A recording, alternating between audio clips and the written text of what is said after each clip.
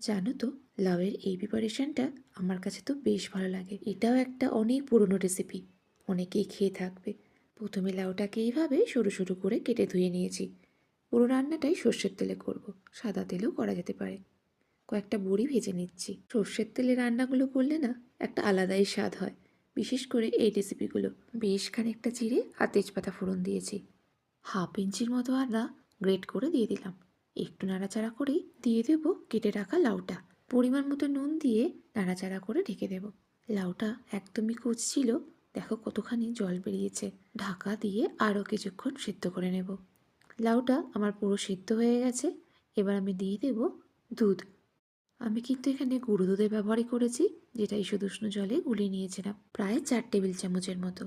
তোমরা এখানে নারকেলের দুধ বা গরুর দুধের ব্যবহারও করতে পারো। আরও কিছুক্ষণ সময় দিতে হবে, যতক্ষণ না একটু ঘন হয়ে আসে। স্বাদ মতো মিষ্টি আর দুটো কাঁচা লঙ্কা চেরা দিয়েছি শেষের দিকেই। স্বাদটা বেশ ভালো লাগে। রান্নাটা বেশ ঘন হয়ে আসলেই দিয়ে দিতে হবে ভেজে রাখা বড়িগুলো। হাফ চামচের মতো দিয়ে দিলাম ভাজা জিরে ধনে গুঁড়ো। রেসিপিটার নাম দুধ লাউ। খেতে অপূর্ব লাগে। যারা খেয়েছো তারা তো জানোই, আর যারা খাওনি আমার কথা শুনে একবার হলেও ট্রাই করো।